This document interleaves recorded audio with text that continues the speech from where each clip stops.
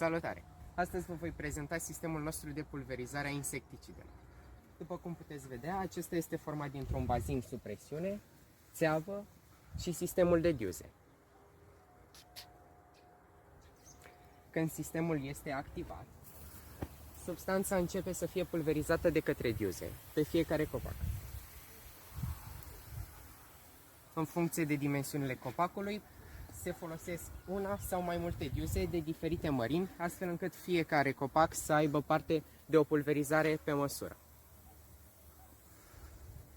După cum puteți vedea, stropim atât copaci mari cât și copaci mici.